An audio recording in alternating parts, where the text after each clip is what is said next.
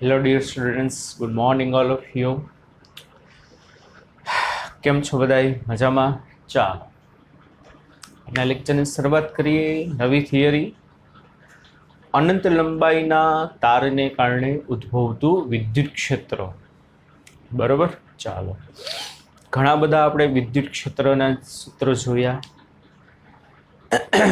આપણે આજના લેક્ચરમાં જોવાનું છે કે જો કોઈ અનંત લંબાઈનો તાર હોય, એ અનંત લંબાઈના તારને કારણે તારથી આર જેટલા અંતરે આવેલા બિંદુએ વિદ્યુત ક્ષેત્રનું મૂલ્ય કેટલું હોય. બિંદુવત વિદ્યુત ભારને કારણે કેટલું, ઘણા બધા વિદ્યુત ભારોને કારણે કેટલું, ડાયપોલને કારણે એની અક્ષ ઉપર, એની વિષુવ રેખા ઉપર કેટલું, ઘણા બધા આપણે સૂત્ર જોયા.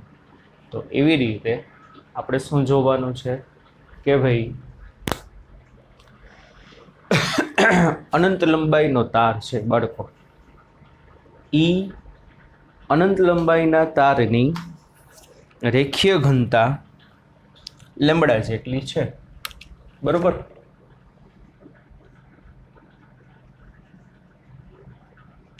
અનંત લંબાઈના તાર વડે ઉદ્ભવતું વિદ્યુત ક્ષેત્ર, electric field due to infinite length wire. બરાબર, જુઓ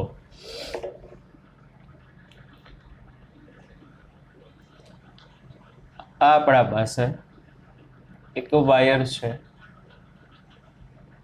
પણ આ વાયર બાળકો અનંત લંબાઈનો છે. ડોટ ડોટ ડોટ એનો મતલબ શું કે લંબાઈ જે છે અનંત સુધી વિસ્તરેલી છે. આમ નીચે પણ અનંત સુધી, ઉપર પણ અનંત સુધી. હવે એની રેખીય ઘનતા લેમ્બડા જેટલી છે.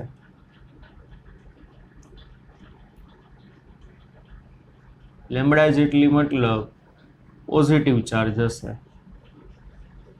માઇનસ લેમ્બડા કીધી હોય તો નેગેટિવ ચાર્જ હોય. રેડી? ચાલો, હવે પહેલા આમાં આપણે એક સમમિતિ વિશે વાત કરવાની છે. સમમિતિ માટેના 3 પોઈન્ટ છે. સમમિતિ, સિમેટ્રી એટલે શું જુઓ. What is symmetry? સમમિતિ. દાખલા તરીકે આ જે વાયર છે, તાર છે, એ તારથી આ આર જેટલા અંતરે, કેટલા અંતરે? એક પી બિંદુ આવેલું છે. તારથી આર જેટલા અંતરે એક પી બિંદુ આવેલું છે. અહીંયા સમજાય છે? તો હવે કોઈ કહેશો બાળકો, તારથી આર જેટલા અંતરે કેટલા બિંદુઓ આવેલા હશે? કોકે સર એક અને માત્ર એક. અરે ભાઈ, અસંખ્ય બિંદુ આવેલા હોય. અહીંયા આર, અહીંયા આર, અહીંયા આર, અહીંયા આર. ફરતી બાજુ તમે જુઓ, ફરતી બાજુ જોશો તો કે નહીં? બરોબર, તો ફરતી બાજુ આર અંતરે અસંખ્ય બિંદુઓ આવેલા હશે. તો એમ કહી શકાય કે ભાઈ શું ભાઈ કે ભાઈ આ બધા બિંદુઓ તારની અક્ષ પ્રત્યે સમમિતિ ધરાવે છે. દાખલા તરીકે તારની અક્ષ તારમાંથી જ પસાર થઈ છે.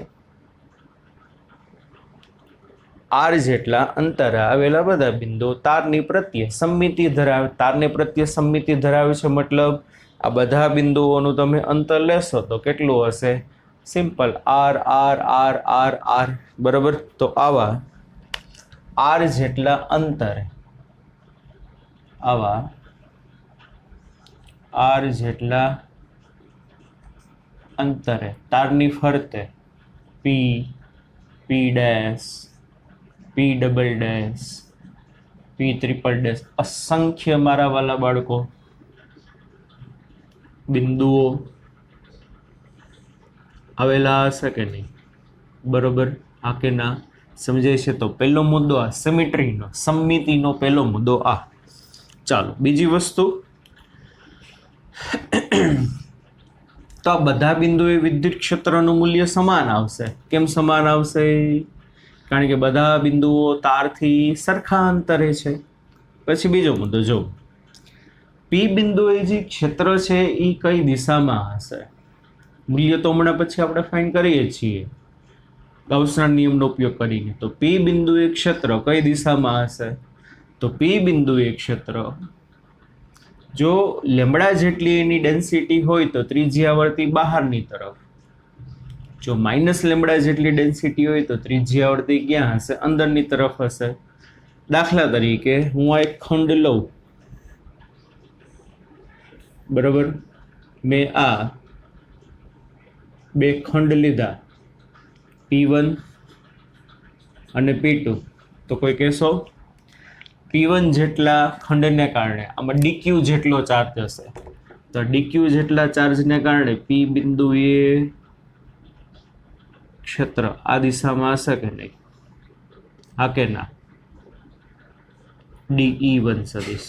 પછી આ P2 જેટલા ખંડમાં DQ જેટલો ચાર્જ હશે, એને કારણે P બિંદુએ આ દિશામાં ક્ષેત્ર હશે કે નહીં? કેટલું?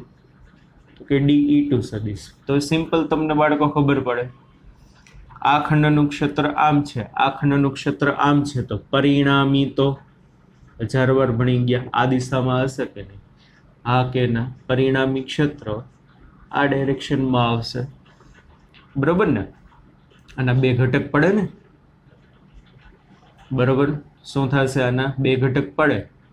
આ ત્રિજ્યા છે, આ DE2, આ થીટા જેટલો એંગલ એટલે DE cos, આ DE sin, સમજાય છે? એવી રીતે આ થીટા જેટલો એંગલ, આ DE cos, આ DE sin. તો DE sin જે ઘટકો છે એ ત્રિજ્યાને લંબ કહેવાય કે નહીં? કોને લંબ કહેવાય? આ ત્રિજ્યા છે, DE sin, ત્રિજ્યાને લંબ ઘટક પરસ્પર વિરુદ્ધ દિશાના છે, સમાન મૂલ્યના છે, એને પરિણામે એની અસર 0 થઈ જશે.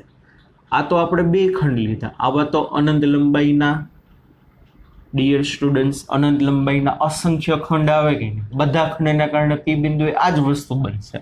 આ ખંડનું ઝૂમ, આ ખંડનું ઝૂમ, પરિણામી આમ, આ ખંડનું ઝૂમ, આ ખંડનું ઝૂમ, પરિણામી આમ, આ ખંડનું ઝૂમ, આ ખંડનું ઝૂમ, પરિણામી આમ. તો જોશો ને તો તારના નાના નાના નાના નાના નાના નાના ખંડ લેતા જશો ને તો બધાનું પરિણામી ક્ષેત્ર ત્રિજ્યાવર્તી દિશામાં બહારની બાજુ હશે. કઈ બાજુ હશે? બહારની બાજુ. જો પ્લસ લેમ્બડા જેટલી ડેન્સિટી હોય અને માઇનસ લેમ્બડા જેટલી ડેન્સિટી હશે તો ત્રિજ્યાવર્તી દિશામાં તાર તરફ એટલે કે અંદરની દિશામાં હશે, બરાબર? એક વસ્તુ આ. બીજું, મારા વાલા બાળકો કોઈ કહેશો કે ભાઈ માની લો પી બિંદુ મેં અહીંયા ધારેલું છે, પી બિંદુ અહીંયા ક્યાંક હોત તો શું થાત? તારના છેડાથી અંતર સમાન હોત કે ન હોત? એકાદ 2 મિનિટ વિડીયો પોઝ કરીને વિચારવાનું છે. આ પી બિંદુનું તારના છેડાઓથી અંતર અહીંયા હોય કે અહીંયા હોય, સરખું હોય કે ના હોય? ચાલો, પી બિંદુ હું અહીંની બદલે અહીંયા ધારું, પી બિંદુ અહીંની બદલે હું અહીંયા લઉં, તો એના છેડાઓથી અંતર સરખું હોય કે ના હોય? કોક કે નહીં હોય. જો અહીંયા તમે ધાર્યું હોત તો આ હોત, અહીંયા ધાર્યું છે તો આ હોત, એટલે આ ઘટી જાત, આ વધી જાત. અરે ના થાય એવું. પી બિંદુ ગમે ત્યાં લ્યો ને, ગમે ત્યાં છેડાથી એના અંતર સરખા જ થાય. કોક કે સર શું જોક્સ કરો છો? અરે એલાવ સરખા જ થાય. આ તાર પરિમિત લંબાઈનો નથી, અનંત લંબાઈનો છે. હા, તો કે હા સર હવે સમજાણું.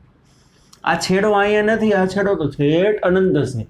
તો અનંતથી અનંત, અનંતથી અનંત. તો પી બિંદુ બાળકો ગમે આવે ને, તારથી આર અંતરે રહેલું બિંદુ પી, તારથી આર અંતર રહેલું બિંદુ પી અહીંયા લ્યો કે અહીંયા લ્યો કે અહીંયા લ્યો, છેડાઓથી એના અંતર કેવા આવે?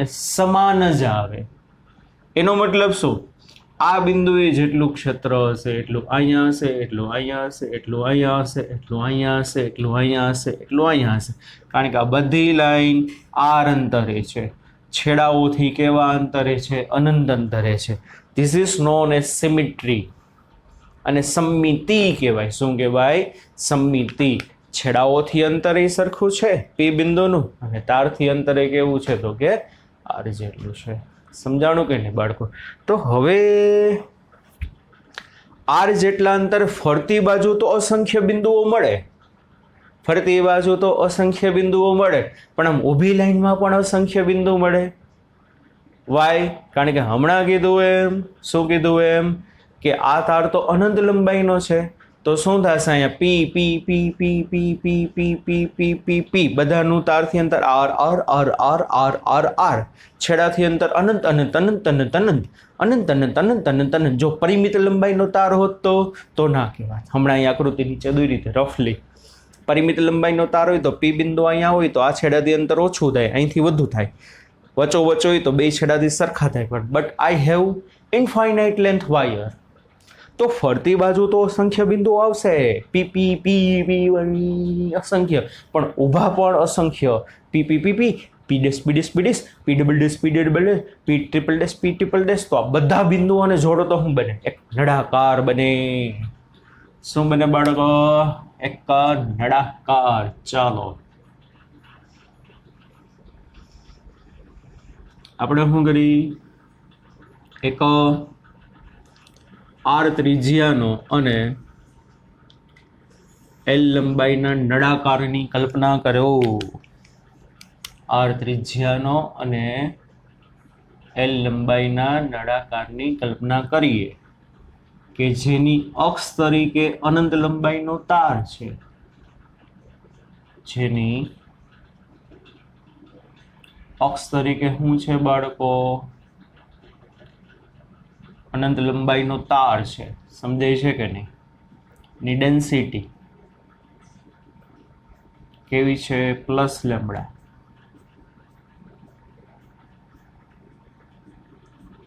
હવે આપણે વિદ્યુત ક્ષેત્રનું જે મૂલ્ય ગોતવું છે એના તરફ આગળ વધીએ. બરોબર? ચાલો, આ જે તાર છે એની લેન્થ કેટલી? તો કે એલ. બરોબર? એની રેડિયસ કેટલી? તો કે આ, કારણ કે હમણાં કીધું તેમ આ પી બિંદુ કેટલા અંતરે? આર. આવા તો આર જેટલા અંતરે અસંખ્ય બિંદુઓ હશે. પી ડેશ પી ડબલ ડેશ. નળાકાર છે ભાઈ. આમ ફરતો વિચારો. થોડુંક તો તમારે કલ્પના કરવી પડશે, બાકી નહીં હાલે. બાકી બેઠા રહેશો તો બુરા હાલ થાય ભાઈ. બરાબર? ચાલો, એટલે સરખું ભણજો, નકર પ્રોબ્લેમ પડશે. ચાલો, એટલે આમ. અને આમાંય ઘણા હશે કે નહીં? આપી આ બિંદુ લ્યો તો શું થાય? એનું અંતર આર થાય, આ બિંદુનું અંતર આર થાય, આ બિંદુનું અંતર આર થાય, આ બિંદુનું અંતર આર થાય, આનું અંતર આર થાય, આનું આર થાય. ફરતા તો બધા બિંદુને જોડો ને તો તમને એક શું મળે? નળાકાર ગાઉસિયન સપાટી. શું મળશે બાળકો? એક નળાકાર ગાઉસિયન સપાટી. તો હવે મારે શું કરવું છે? અનંત લંબાઈના તારને કારણે તારથી આર અંતરે કેટલું વિદ્યુત ક્ષેત્ર છે માપવું છે. તો એના માટે હું ગાઉસના નિયમનો જો ઉપયોગ કરું તો ગાઉસના નિયમનો હું જ્યારે ઉપયોગ કરું છું ત્યારે મારે શું કરવું પડશે? જુઓ, પહેલાં તો નળાકાર સાથે સંકળાયેલું કુલ ફ્લક્સ. તો નળાકારનું કુલ ફ્લક્સમાં શું થશે? ચાલો, નળાકારના આડછેદ આપણે જોયું હતું ને, યાદ છે ને? 3 સરફેસ લેવાની, 2 આડછેદ અને એક વક્ર સપાટી. તો નળાકારના આડછેદનો ક્ષેત્રફળ સદિશ વિદ્યુત ક્ષેત્રને લંબ હોવાથી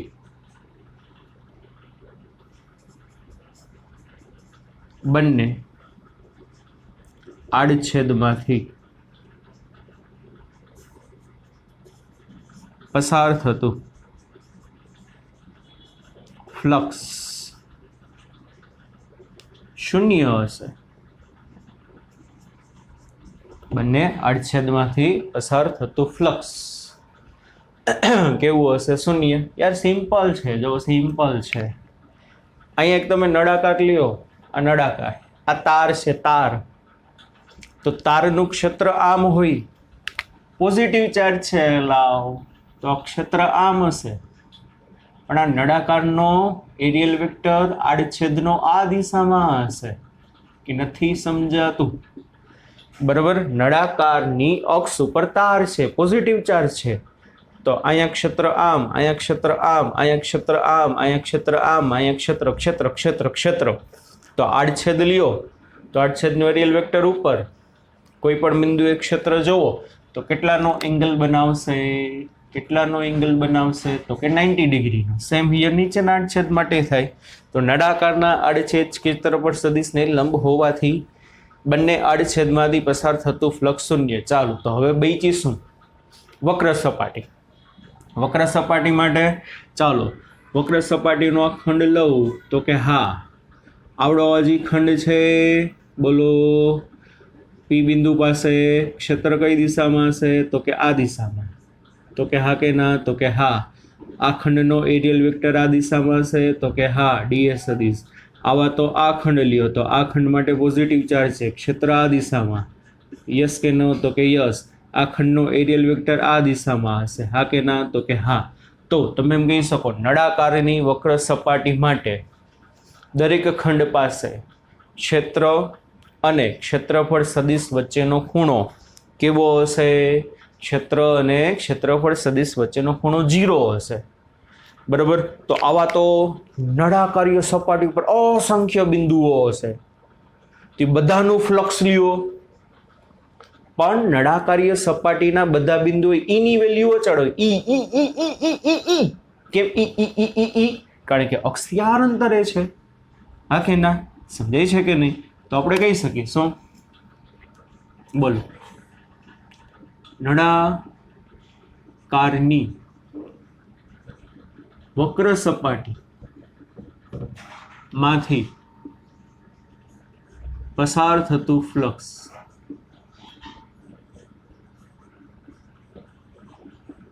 શું થાય? phi is equal to EA cos theta. આ નળાકારનું, બરાબર, નળાકારની વક્ર સપાટીનો એરિયા લેવાનો, કારણ કે એના માટે આપણે જોઈએ છીએ. એ તો બધા બિંદુ એ અચળ છે. ચાલો, એટલે અહીંયા ઈ નળાકારની વક્ર સપાટીનું ક્ષેત્રફળ 2πRL. હવે એ તો ખબર હોય. નળાકારની લંબાઈ L છે, એટલે અહીંયા આવશે 2πRL. અહીંયા આવશે cos 0. cos 0 એટલે 1. એટલે નળાકારીય વક્ર સપાટીમાંથી પસાર થતું flux E into 2πRL. Ready? ચાલો, હવે બીજું, નળાકાર વડે ઘેરાયેલો વિદ્યુત ભાર કેટલો હશે? તો નળાકાર વડે ઘેરાયેલો વિદ્યુત ભાર બોલો કેવી રીતે મળશે? તાર તો અનંત લંબાઈનો છે, તો કે નળાકાર વડે ઘેરાયેલો વિદ્યુત ભાર અનંત હોય. નો બોયઝ નો ગર્લ્સ, અનંત ન હોય, કારણ કે નળાકાર તો એલ લંબાઈનો છે, અનંત લંબાઈનો નથી ધારેલો આપણે. મારે તો ખાલી શું કરવું છે? તારથી આર અંતરે કેટલું વિદ્યુત ક્ષેત્ર છે મારે જોઈ છે, બસ, બીજું કાંઈ નહીં, સિમ્પલ. બાકી તો સમિતિ તો મેં તમને હમણાં સમજાવી. તો શું થશે બોલો? નળાકાર વડે ઘેરાયેલો વિદ્યુત ભાર શું થાય? નળાકારની અંદર તાર કાલે સમજાયું તો યાદ છે ને? એક સમઘનવાળો દાખલો ગણ્યો તેમાં એકમ લંબાઈ દીઠ, જો નળાકારની લંબાઈ એકમ હોત તો એની અંદર એકમ લંબાઈનો તાર હોત તો લેમડા જેટલો વિદ્યુત ભાર ઘેરાયેલો હોત. પણ અત્યારે એલ લંબાઈનો તાર અંદર છે, બરોબર. તો શું થશે? એકમ લંબાઈ દીઠ લેમડા, તો એલ લંબાઈ દીઠ કેટલો? ક્યુ. તો ક્યુ બરાબર શું થશે બાળકો? Lambda into L. તો નળાકાર વડે ઘેરાયેલો વિદ્યુતભાર Q is equal two lambda into L. અનંત લંબાઈનો નળાકાર ધાર્યો તો અહીંયા અનંત આવત, તો અનંત વિદ્યુતભાર ઘેરાત. સિમ્પલ. ચાલો તો હવે ગૌસના પ્રમેય મુજબ phi is equal to Q by epsilon 0. phi કેટલું આવ્યું? E ઇન્ટુ 2πRL એના બરાબર Q કેટલો આવ્યો? Lambda L. હા કે ના? તો LL કટ થઈ જશે બરોબર, છેદમાં એપ્સાઇલોન 0. LL કટ થઈ જશે એટલે E બરાબર શું આવશે બાળકો? E બરાબર લેમ્બડા અપોન શું આવશે? Lambda upon 2πR epsilon 0. Lambda upon 2πR epsilon 0. Vector ફોર્મમાં જોતું હોય તો E સદિશ બરાબર lambda upon 2πR epsilon not R caret અથવા N કેરેટ ગમે તે લખી શકો. પોઝિટિવ ચાર્જ હશે તો R કેરેટ બહારની બાજુ હશે, નેગેટિવ ચાર્જ હશે તો R કેરેટ અંદરની બાજુ હશે. મારા વાલા બાળકો એક બીજી વસ્તુ હું તમને કહી શકું કે ભાઈ 2 વડે ગુણો ને 2 વડે તમે આને ભાગો, તો 2 વડે ગુણો અને 2 વડે ભાગો તો ઉપર 2 વડે ગુણશો, નીચે 2 વડે ભાગો તો નીચે આવે 4π એપ્સાઇલોન 0. આમ થાય કે નહીં? 2 લેમ્બડાના છેદમાં 4π એપ્સાઇલોન નોટ R થાય કે નહીં? પણ 1/4π એપ્સાઇલોન 0 એટલે તો કે, તો સૂત્ર આવું બને E બરાબર 2k lambda by R.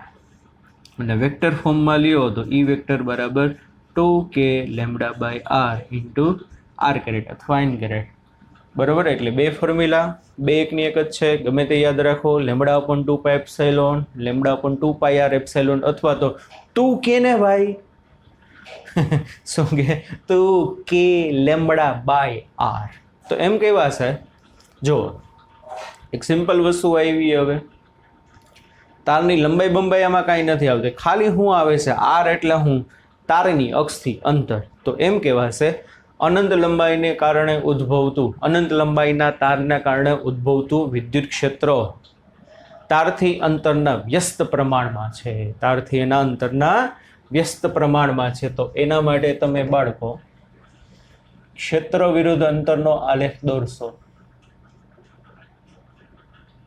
E versus R નો. તારની નજીક હશો તો ક્ષેત્ર પ્રબળ હશે, દૂર જાશો એમ શું થાય? ઘટતું જાય.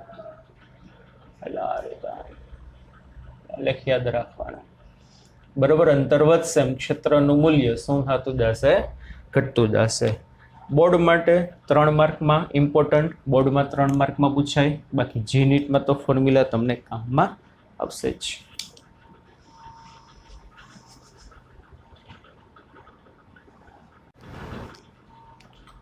ચાલો બાળકો આગળ. એના પછીની થિયરી છે અનંત વિસ્તારવાળું સમતલ અથવા તો પૃષ્ઠ. તો અનંત વિસ્તારવાળું સમતલ અથવા તો પૃષ્ઠ એનાથી R અંતરે અથવા L અંતરે, X અંતરે ગમે એ ધારી શકો. અહીંયા મેં R ધાર્યું, X ધારું, L ધારું, ડઝન્ટ મેટર બરાબર. તો આપણે હવે શેની થિયરી જોવાની છે? અનંત વિસ્તારવાળું પૃષ્ઠ છે વાલા બાળકો બરાબર. કેટલું છે? અનંત વિસ્તારવાળું પૃષ્ઠ છે. તો અનંત વિસ્તારવાળું પૃષ્ઠ વડે ઉદ્ભવતું વિદ્યુત ક્ષેત્ર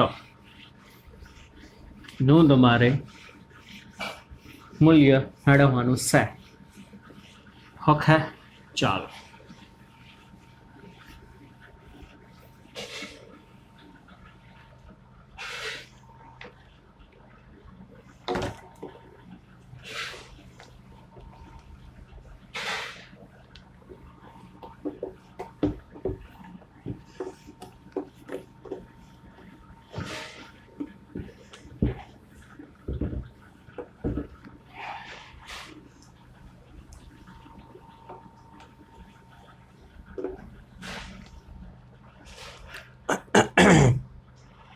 સાવ સહેલું છે જોવો. એ તો બહુ નાની નાજુકડી થિયરી છે.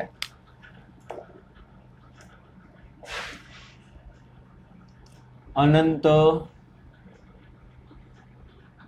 વિસ્તારના સમતલ વડે ઉદ્ભવતું વિદ્યુત ક્ષેત્ર. ચાલો જોવો.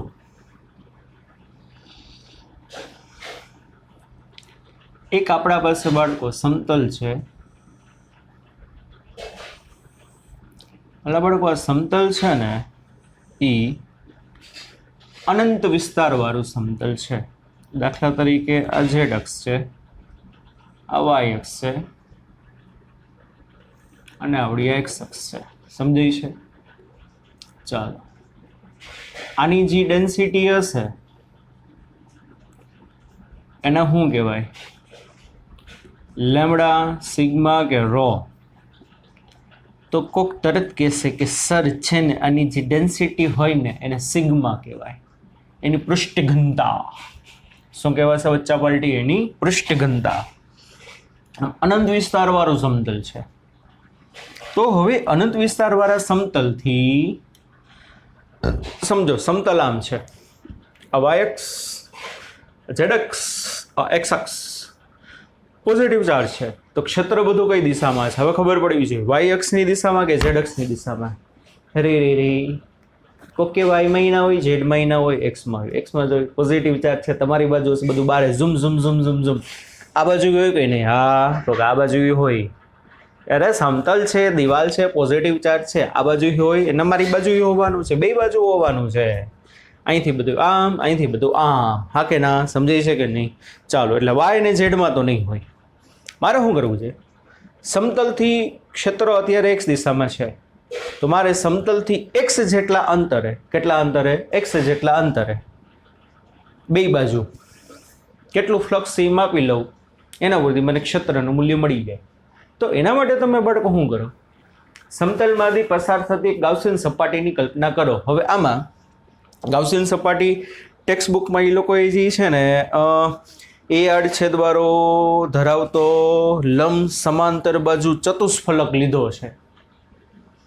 બરોબર, એની બદલે તમે નળાકાર લ્યો તો પણ ચાલે. બરોબર, જુઓ આમાંથી જોજો ભાઈ, સમજજો, બહુ સરસ છે. એક સમચતુષ્ફલક છે.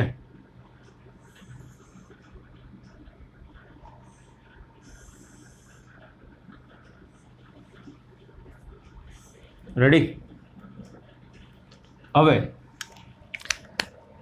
આની બદલે છે ને તમે બાળકો નળાકાર લ્યો ને તો એ હાલે. દાખલા તરીકે આ સમતલ છે, હવે આમાંથી પસાર થતી કા સમજાણું કે નહીં? હવે જો આમ થયું, મેં આમાં સમચતુષ્ફલક લીધો છે, આપણે એક નળાકાર લીધો છે.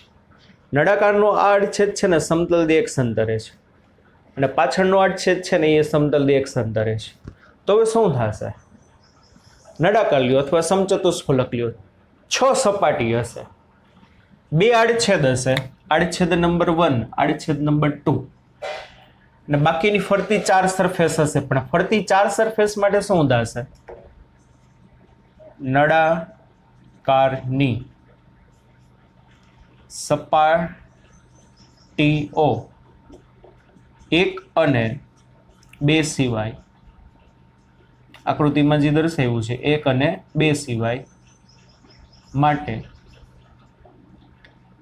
માટે ક્ષેત્ર સમતલને સમાંતર, એટલે કે ક્ષેત્ર સમતલને સમાંતર છે ભાઈ, ગોટા ના થાય. ક્ષેત્ર સમતલને સમાંતર છે એટલે કે ક્ષેત્રફળ સદિશ અને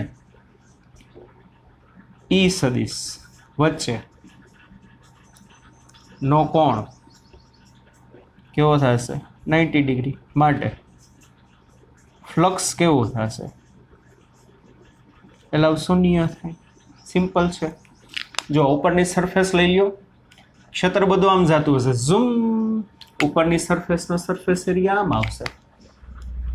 માની લો 2 મિનિટ માટે એવું વિચારો, નળાકાર નથી પણ સમચતુષ્ફલક છે, તો ઉપરની સરફેસ માટે એરિયલ વેક્ટર ઉપર, ક્ષેત્ર આમ 90 એંગલ, આ સરફેસ માટે ક્ષેત્ર આમ, એરિયલ વેક્ટર આમ 90 વેક્ટર, આના માટે ક્ષેત્ર આમ, એરિયલ વેક્ટર મારી બાજુ 90 એંગલ, નીચેની સરફેસ માટે એર પોઝિટિવ ચાર્જ છે, ક્ષેત્ર તમારી બાજુ ઝૂમ નીચે, તો બધા માટે 90 થાય તો કેવું થશે? 0 થાય. માત્ર ને માત્ર ખાલી 2 આડછેદ માટે જ થશે. કોના માટે થશે બાળકો? માત્ર ને માત્ર ખાલી 2 આડછેદ માટે જ થાય. તો 2 આડછેદ માટે શું થશે? જુઓ કે ભાઈ સમતલથી આ આડછેદ x અંતરે છે, તો આ આડછેદ માટે બરાબર માની લો સમતલથી x જેટલા અંતરે સમતલ આપણું છે બરાબર. હકીકતે હરખી આકૃતિ નથી દોરાણી. હકીકતે તમે જોશો ને તો સમતલમાં મારે તો આટલો બધો ભાગ અંદર કવર થઈ ગયો છે, જો આટલો બધો નહીં હોય. હકીકતે 3Dમાં જોવો ને તો આ ગાઉસિયન સપાટીનો કેટલો ભાગ અંદર હશે? કયો જોઈ? આટલો ભાગ તો કે 12, આટલો ભાગ તો કે 12, અંદર વચ્ચેનો જે ભાગ છે ને એ જ અંદર હશે. Got it? સમજાય છે કે નહીં? ચાલો જો એમાં આકૃતિમાં દર્શાવે ખાલી સમતલ વર્ણમાં આ ભાગ 12, આ ભાગ 12, આટલો જ ભાગ અંદર હશે. હા કે ના? સમજાય છે કે નહીં? તો આડછેદ x અંતરે, આ આડછેદ x અંતરે, તો સમતલને કારણે x અંતરે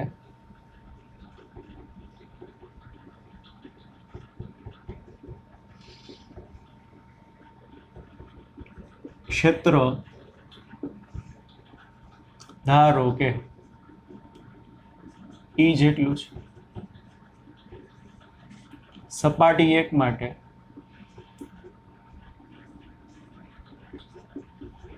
phi બરાબર E a cos theta બરાબર E into a cos 0. Okay, કેમ ભાઈ cos 0? આ સપાટી 1 માટે, સપાટી 1 માટે એટલે પાછળની સપાટી માટે. હાલો હું તમને પાછળ લઈ જાઉં. હાલો પાછળ આવો. આવી ગયા કે નહીં? ક્ષેત્ર તમારી બાજુ, એરિયલ વેક્ટર તમારી બાજુ. ઓમ ભલે નેગેટિવ એક્સમાં હોય બે, એમાંય તમે કરી શકો, મને કાંઈ વાંધો નથી.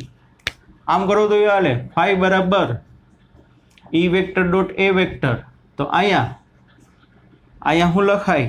E i કેરેટ પણ માઇનસ એરિયલ વેક્ટર આમ એ i કેરેટ પણ માઇનસ, તો અહીંયા શું થાય? હવે તો ખબર પડે કે નહીં?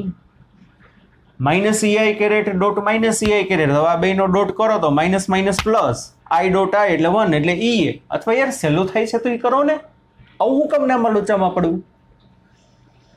કેટલા કે ઋણ એક દિશામાં છે તો ઋણ સમાપનાવે એલાવનાવી, ક્ષેત્ર ઋણમાં, એરિયલ વેક્ટર ઋણમાં. સમજાયું? અથવા એમ ખબર ના પડતી હોય તો બારે આવે તો પોઝિટિવ હોય. આ સપાટીમાંથી ફ્લક્સ બારે આવ્યું. કોક કેમ બારે આવ્યું? એલા પોઝિટિવ ચાર્જ છે તો પાછળથી અહીંથી બધું આમ બારે જશે, અહીંથી બધું તમારી બાજુ બારે આવશે. બારે આવે એટલે પ્લસ. રેડી? તો cos 0 એટલે આ કેટલું થશે?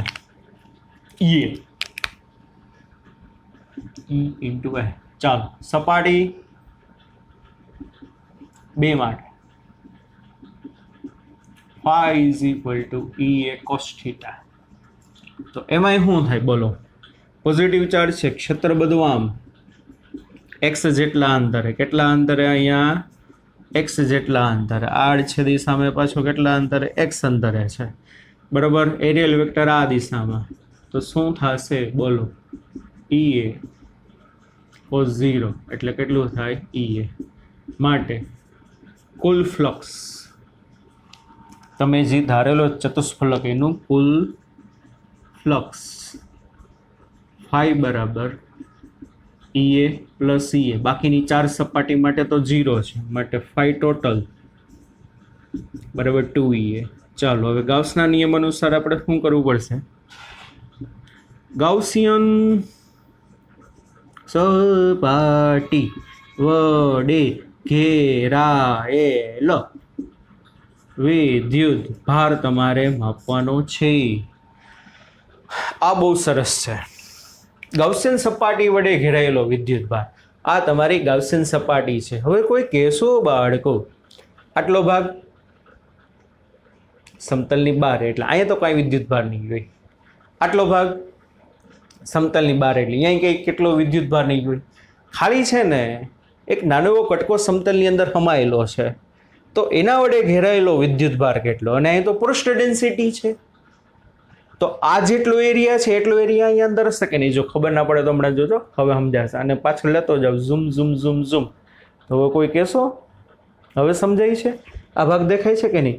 તો સમતલ વડે ઘેરાયેલો, જો આ તમારી ગાઉસિયન સપાટી છે, હજી નથી ખબર પડતી, તો આ ગાઉસિયન સપાટી છે આવડી, આ હકીકતે આખું આમ છે, આટલો ભાગ બારે છે, આટલો ભાગ બારે છે, આટલો ભાગ બારે છે. મારે તો શું કરવાનું છે?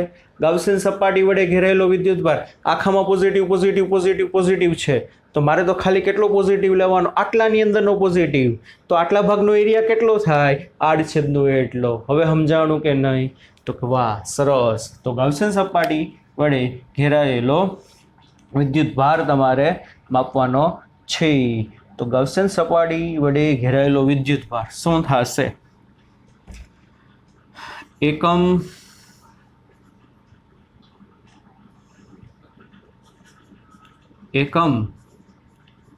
ક્ષેત્રફળ વડે ઘેરાયેલો વિદ્યુત ભાર સિગ્મા હોય, તો આ તો એ છે, તો એ ક્ષેત્રફળ વડે ઘેરાયેલો વિદ્યુત ભાર ક્યુ.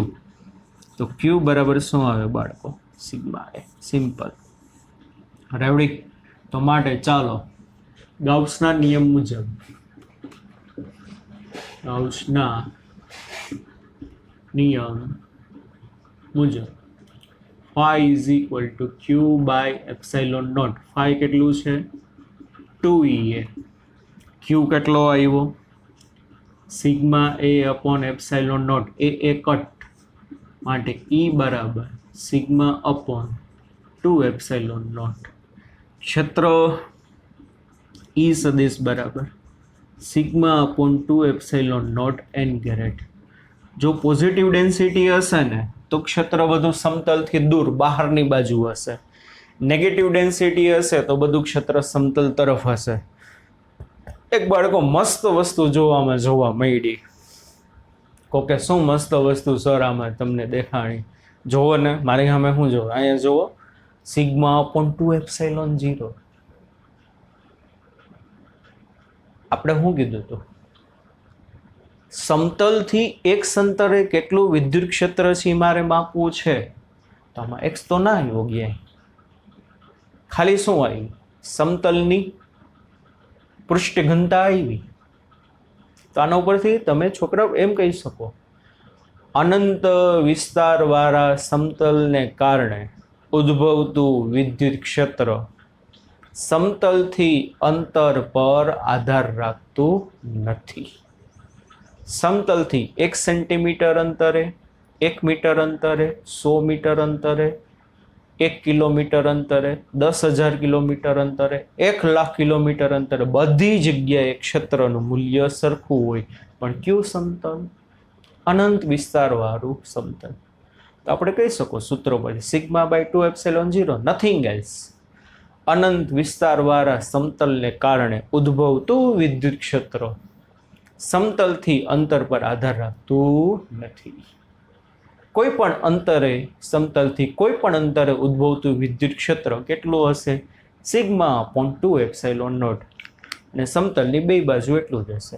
આ બાજુ સિગ્મા અપોન 2 એપ્સિલોન નોટ, આ બાજુ સિગ્મા અપોન 2 એપ્સિલોન નોટ. એનો મતલબ આ પ્લેટ છે, इसकी લીલા ન્યારી હે. હું તમને શરૂઆતથી કહેતો આવું છું, પ્લેટું હોય ને, પ્લેટું, એ પ્લેટું સમતલ શું કરે?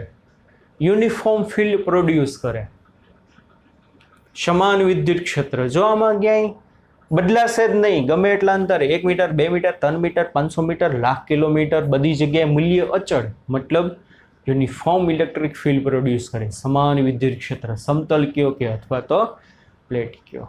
રેડી વાલા બાળકો? સમજાણું? ચાલો, સરસ. હવે એક થિયરી એક બાકી રહેશે, એ નેક્સ્ટ લેક્ચરમાં જોશું. હજી ચેપ્ટર પૂરું, બરાબર? ત્યાં સુધી બચાવવા bye bye, take care, C you then, ધ્યાન રાખજો.